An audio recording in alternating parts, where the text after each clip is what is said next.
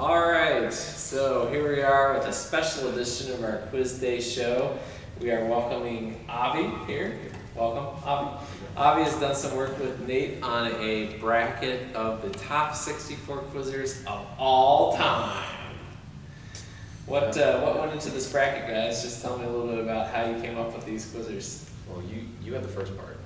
Well, it was actually an idea that we got from Jonathan McClurg after he had started working on a kind of a team bracket, and we thought, well, let's expand this out to a quizzer bracket. And I think we've got a lot of quizzers in the history of Bible quizzing that we could probably fill a 64 team bracket.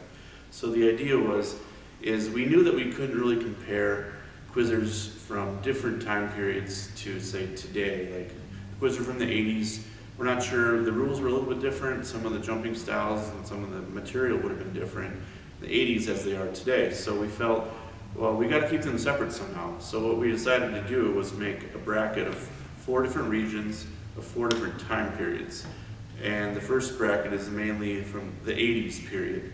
And we gave that one the name The Founders because we felt that was the group that really got quizzing going as far as the YEA, BQF, Nationals tournament.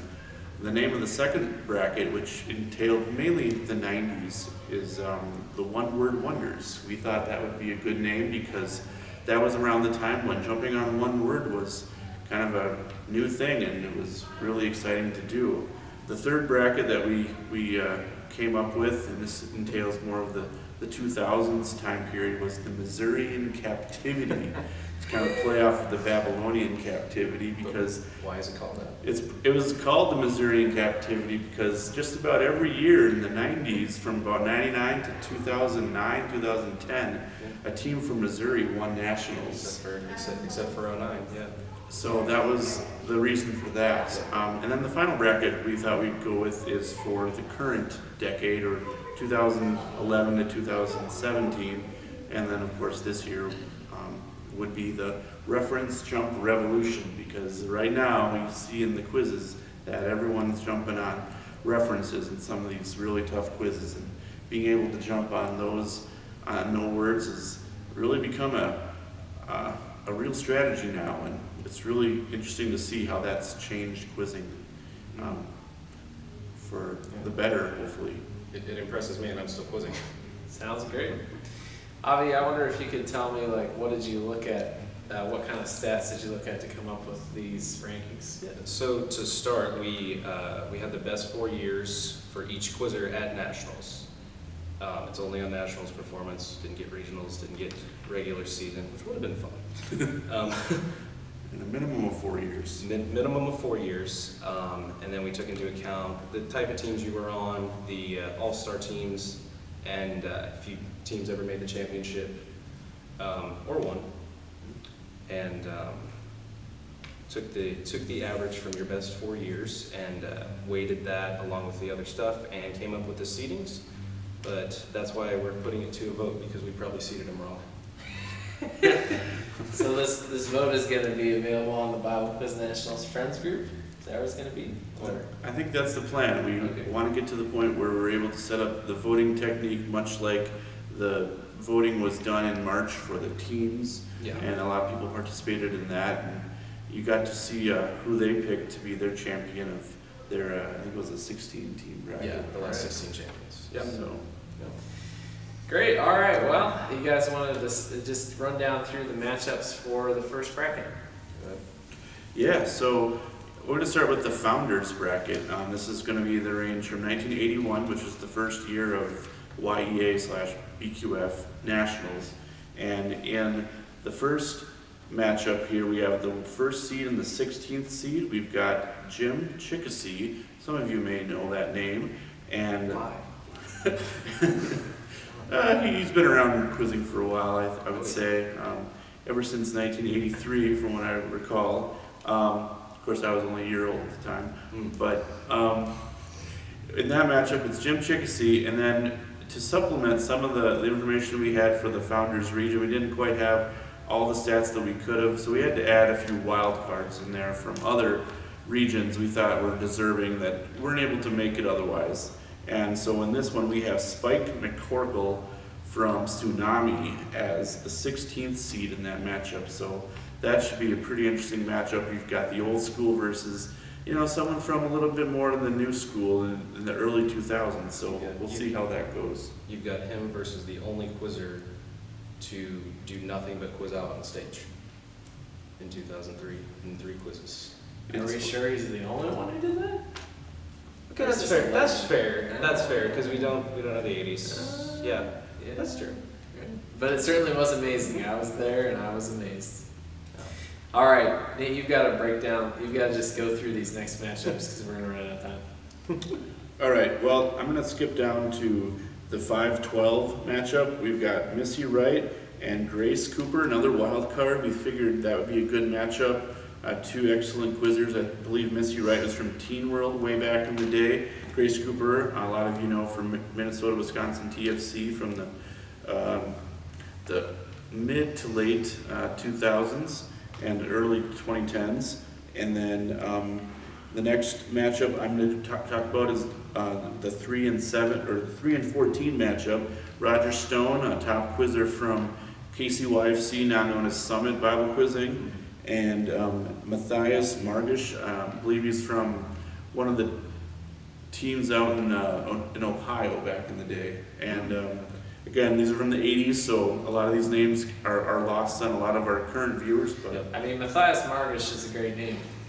it is true. What year it's from. I hope I'm saying it right. Yeah. I hope he doesn't get upset when he's watching. I hope you got it right. All right, and then finally for the ones that I'm covering here, the number 2 seed versus the 15 seed, we've got Edwin Isley, another great quizzer from the Kansas City area, now known as Summit Bible Quizzing, and Lori McGill, another quizzer who was quite the force back in the mid to late 80s. So those are some really great matchups. I hope you all are able to vote on them once these brackets go online. So, Avi, you want to take a look at the other part of the founders bracket and give us some ideas? So you had Missy Miraglia and Jason Rowe, who I have no idea who Missy Miraglia was. I'm lost on that. But you did have Jason Rowe, who's still around today and heading up the tech for Lumpy. We miss you, Lumpy.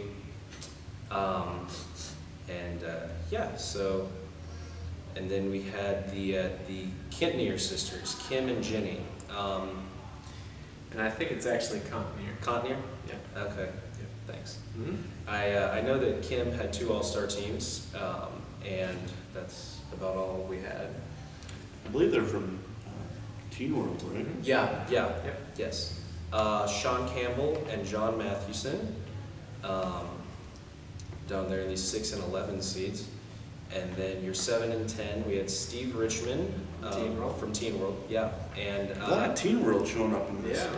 Yeah, right. They had some serious stuff back then. And then our last wild card, Jeremiah Bignies, just met the 4-year requirement. All right, and we are back, and we are moving on to the 90s bracket, which is the one-word wonders. In the first matchup here, in the 1 and 16, we've got Melissa Hoover versus Nathaniel Schmitz. Melissa Hoover, we have her consensus #1 overall pick in this, or #1 overall seed in this bracket. She was top quizzer 3 years in a row, 91, 92, 93 from NCO. She's the only Bible quizzer to have a 101 point average at nationals. And I don't know, the other 2 years she kind of slacked off and only got 5th and 6th place respectively. So I really think that she is the real deal here, and I think she'll be the one to beat in this entire bracket. She was only on stage 5 times and only won 3. Yeah. So not only was she a great individual quizzer, but her team was dominant. And those were the only years that NCO has won nationals. So she's really their heart and soul as a ministry as far as quizzing goes. In the 8-9 matchup, we've got Levi Dolan and Valerie Thielig. Levi, a good quizzer from Summit, I believe, yes. And then Valerie Thielig, of course, from Upward Bound originally, and now she's working with NCO as a coach for one of their teams this year. She's been around nationals for several years In the 5-12 matchup, we've got DJ Lee, another great quizzer from Summit, from the 90s, obviously, and Kelly Weiskup. And then in the next matchup, we've got the 4 and 13. It's Tom Braun, another great quizzer from Teen World, and William Pikey, who some of you may recognize the last name at least from Summit Bible Quizzing lore as well. Still around. And he's still around, of course. Yes. And the 6-11 matchup, we've got Dave Brannicky. I believe he is from, or he's from the Family Life group. Yes. And then the 11 matchup is Jason Boyd. And moving on to the 3 and 14 matchup, we got Brian Marks, who's from TFC Iowa. He was a very dominant quizzer, son of the one and only Orland Marks. Voted as a top character of nationals, Yeah. and deservedly so. Oh yeah. Versus Casey Reed, who was a very wonderful revelation quizzer for several years within Minnesota, Wisconsin TFC. One of my former teammates, in fact. On 7-10 matchup, we've got Chris Bradstreet from the Bradstreet family of Family Life. They had quite a run of quizzers in their early years, versus number 10, Lisa Varner. And then finally, with the 2 and 15 matchup, we've got Sherry Kaufman from NCO, who was really the right-hand woman for Melissa Hoover and their run of championships in the early 90s, versus Keith Mannery. So that should be an interesting matchup. We'll see how that goes. Perhaps we'll see an all-NCO semifinal for this matchup in the 90s. Wow. All right. Okay, I got a chance to look at the 2000s, which is our Missourian captivity.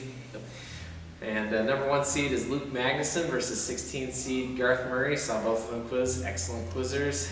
8 and 9, Nat Kaufman versus Paul Kinsey. Again, excellent quizzers. Finally met Nat today. Yeah, Never met him before, so it's great guy, great quizzer.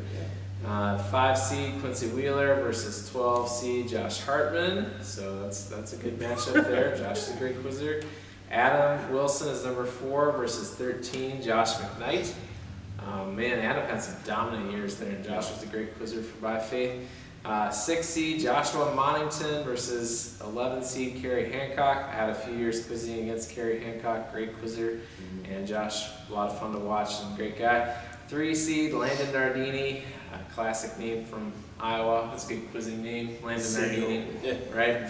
Yes, and versus 14 seed Thomas Gossel, who became a great quizmaster now. Oh, yeah. 7 seed, which I think is probably the most controversial thing in this whole bracket, is James Gossel being a 7 seed versus 10th seed David Voltmer. I know. That's what the numbers were. That's the numbers. I'm just saying. That's and why number 2 seed Ben Kaufman versus 15 seed Elizabeth Wheeler, who I know and got a chance to coach, and she was an excellent quizzer as well. But Ben Kaufman, certainly amazing. I know Elizabeth was like, well, dang, that's my first round matchup. That's right. Yeah. So I think we all felt like that when we quizzed or coached against Ben Kaufman. Oh, yeah.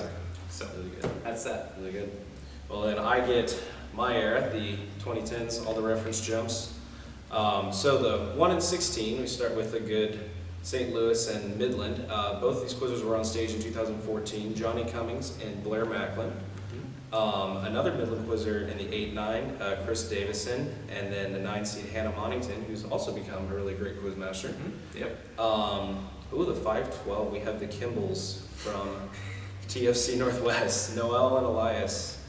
Facing off. Yeah, I don't know if they have seen this yet, and maybe it's better if they don't. And then the 4 and 13, 2 really good quizzers, Maggie Monington and Ellen Weir, both from really storied teams. In the 6 and 11 matchup, you have Emma Shirk and Isaac Kimball. Emma is a really great quizzer who, if she could get a team behind her, I think they could go really deep. Yeah. They'll have a good run pretty soon. And then Isaac from By Faith, of course. The 3 seed Joe Pekarik, my goodness. If you haven't met Joe, you really should. And then Hannah Jones is the 14th seed, your number 1 from last year. She's on my fantasy team. Oh, nice. Oh, she's doing well. She did well on our quiz against them. Good. Yeah. In the 7-10 matchup, you have Joanna Gossel and Lucas Kimball, two more really great names from that 2014 championship. And in the 2 and 15, another one that's going to be probably a little controversial, Jonas Linth and Josiah Monington down as a 15. But that is... A lot of Moningtons. Really? A lot of Moningtons. A lot of Moningtons. Those are some great quizzers. Wow. Should we just rename the bracket Monington? Monington era? Might be. Moningtons and everyone else. Yeah. The Monington captivity. Yeah. And I love it. I mean, they're great to watch. They're so much fun to watch. Yeah. How's your jersey coming along? Oh, I don't know. I haven't seen it yet. I'm hopeful it's out there, but anyway.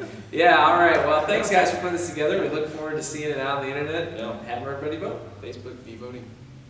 Thanks, Avi. Yeah. Good to be here. Thank you. Good to be here. Fun to work on.